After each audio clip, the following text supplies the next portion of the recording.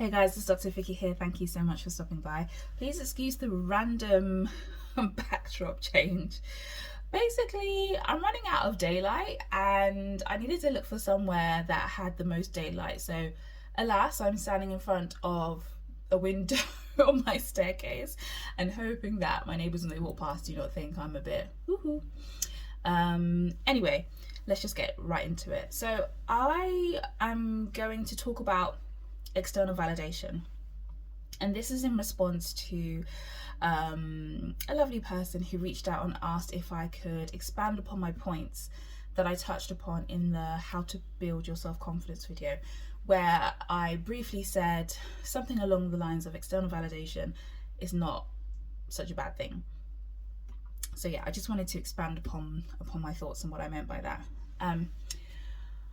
I think the main key thing I want to say is that as human beings, we like to simplify things. We like to categorize and put things into boxes and make it neat and tidy for us to process. It's easier it's just easier for us to see things simply. It's quicker when we need to make judgments and snap judgments on things and people.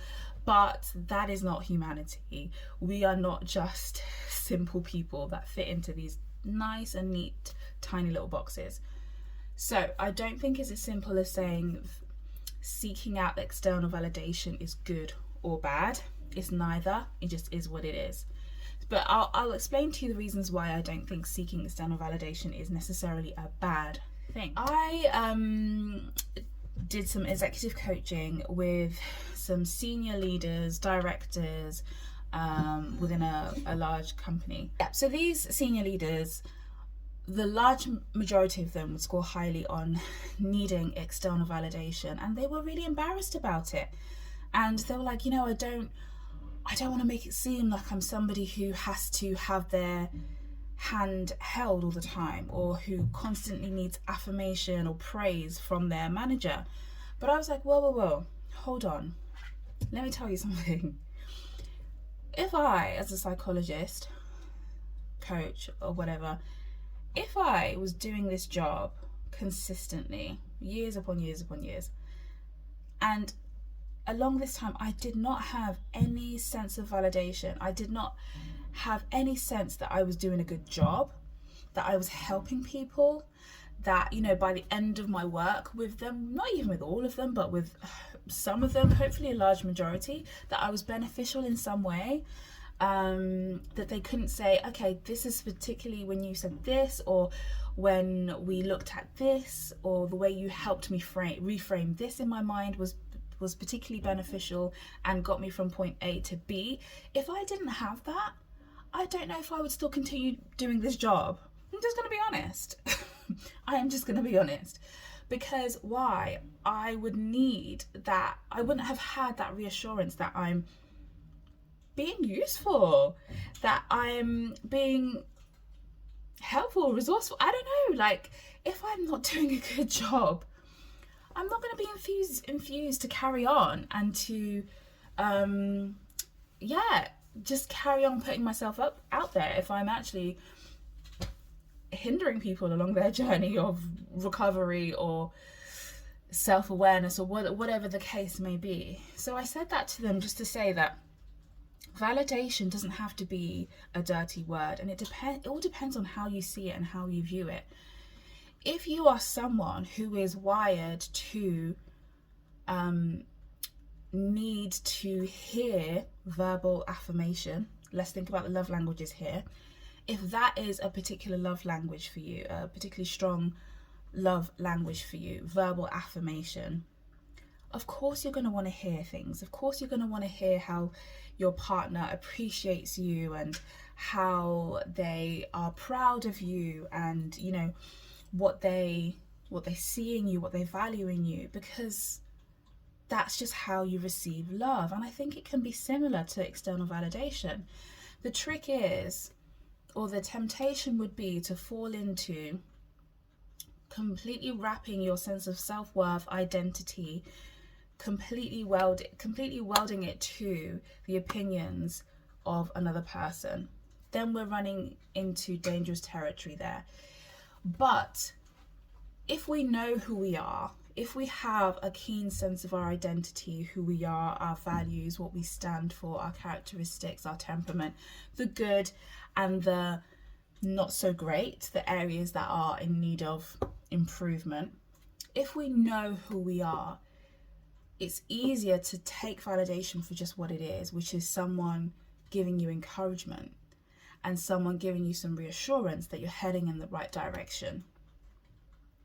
But if there is a sense of insecurity in terms of your identity, your self-esteem, your self-worth, your confidence, your ability, then yeah, it's going to be harder for you to see external validation as just that, encouragement. Validating who you know you already are and what you already know that you can do. I also want to give another example, again, from this coaching course, this coaching program that these leaders were on. So they filled out a number of different assessments, personality assessments and like self-reflection questionnaires. If anyone's really interested in that sort of thing and for doing one yourself, the one that we used was called the Hogan, and it specifically looked at personality, values, temperament,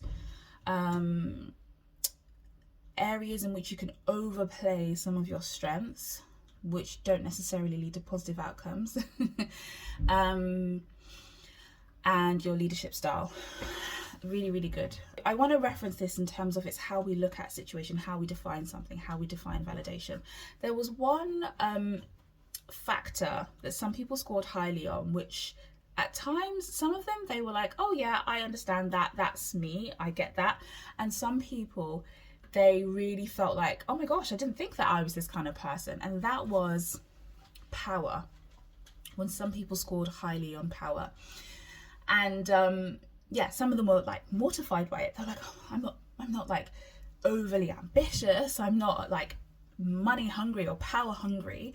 I don't want to be the next CEO of our corporation.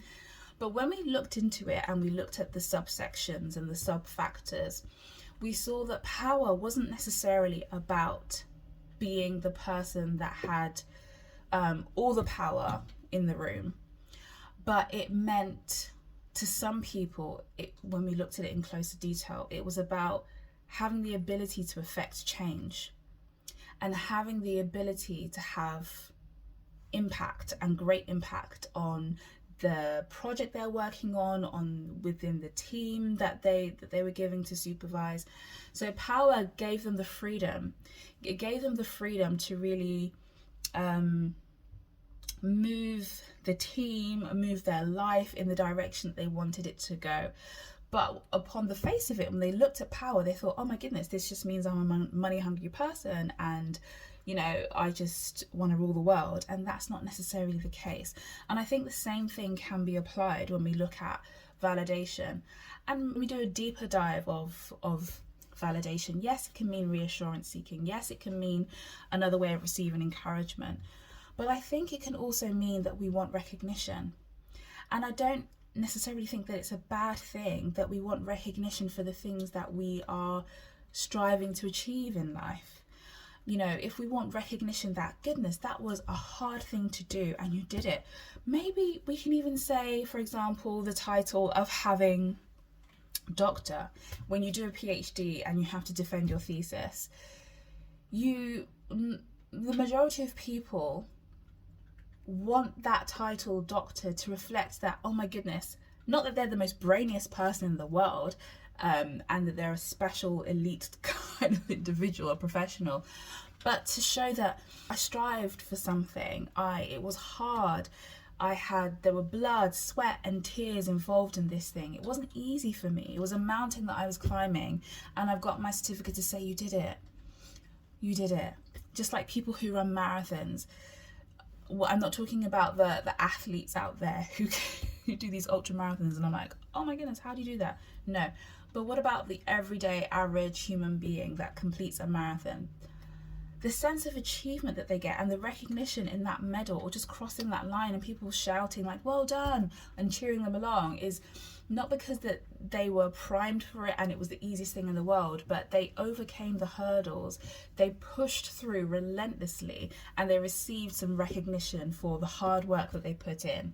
And I think that when we apply that to validation, it makes a little bit more sense. If we are working hard to achieve something, to have an outcome, to to meet a particular goal or sales target or whatever it may be at work, of course it will make sense that when we're putting in the hard work, we want to have some recognition. What that recognition looks like, you may need to decipher and think through what that could mean for you, because recognition from one person could be a well done from another person. Recognition from another person could be, I want my name in lights and I want to be on the stage and I want to have my name on a bulletin and spread around the team. Then we need to so there are different ways of receiving the same recognition, validation, encouragement, reassurance. I hope that makes sense. So some other questions that I would pose to you if you're someone who's wondering about your need for validation. Actually, before I get there, I just want to say something else that I would encourage people who scored highly on the need for external validation. And sometimes when they had a fractious relationship with their manager, where they were not receiving any kind of validation, even though they had a high need for it. They were people who were feeling, not as enthusiastic about their work. They were not feeling as competent. They were not feeling as confident in what they were doing. And I said to them, you know what, why don't you speak to your manager and let them know that this is what you need and this is how they can get the best out of you. Not necessarily, I need a pat on my back constantly and continuously. I need you to hold my hand. But every now and again, maybe every couple of months when we do a review, maybe every 3 months, every 6 months, we can have a look at the work that I'm doing. And you can let me know, okay, this was great. This was on the money. And this area needs a bit more attention. And therefore, it's not just about getting a pat on the back, it's actually asking for feedback. It's actually asking for critical feedback and reassurance and encouragement that even if they're not yet where they need to be, this is what you need to do to get there. Some questions that you may need to ask yourself if you are someone who is wondering about your need for external validation and how healthy it is. Some questions that I would pose to you for you to kind of ponder upon and reflect on. And these are all in line with like your core beliefs. Well, firstly, actually, can you identify what validation means for you? Is it any of the things that I've touched upon? Is it about recognition? Is it about reassurance? Is it about encouragement? Is it about feedback? Or is it about identity and confidence and self-worth? So first of all, make that distinction of what exactly validation is for you. Then I'd also ask you to think about your core beliefs. Okay, what does it mean for me when I receive this? When I receive this, what does it do for me? When I do not receive this and there is an absence of this, what does it do to me and what does it mean for me? I'd also ask you to look back to your early childhood, as we psychologists love to do. Look back to your early childhood and ask yourself, how best did I receive love from my significant caregivers, from the people in my life, authority figures, teachers, siblings, friends? How best did I receive love? Was there anything in particular that caused me to not feel good enough and not feel worthy enough? I'd also get you to think about the roles in your family and the roles in your social circle, in your groups. What do people typically expect of you? And what do you typically expect of yourself? Do you have the label of being an overachiever? Do you have the label of being someone who is the jester, or someone who is in the limelight? Do you like being the center of attention?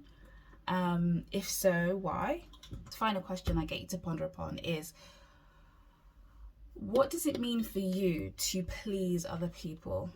And what does it mean for you to meet the needs of another person? How does it feel? Maybe even how does it even feel within your body when you are not meeting the needs of others, when you feel like you are disappointing other people? Are you able to know that you are enough even if someone isn't 100% satisfied with the things that you do, the lifestyle choices that you make? Do you feel like you are quite bound to people pleasing? So, I mean, these are the questions that maybe you can sit down and reflect upon, and in a journal, write down your answers. And I think from that, you will start to have a better understanding of yourself, and, you know, what validation means to you, what it looks like for you, and why it's important for you. And hopefully that will give you a better insight as to whether validation for you is something that is helpful, or whether there are some areas that you need to work upon in order to make your quest for seeking validation more helpful, more fruitful, and less dependent on your self-worth. Okay, I hope all of that makes sense. I hope I have made my thinking quite clear and concise, but if there are any questions, please do let me know. Also, I'd love to have more suggestions. I'd absolutely love to have more suggestions on what you guys are maybe wanting to hear, what I think from a psychological point of view, from a therapeutic point of view, or just maybe from my own personal point of view. Yeah, let's engage in conversation and dialogue. That's one of the reasons why I started this channel. Anyway, guys, until the next video, take care, and I'll see you soon. Bye.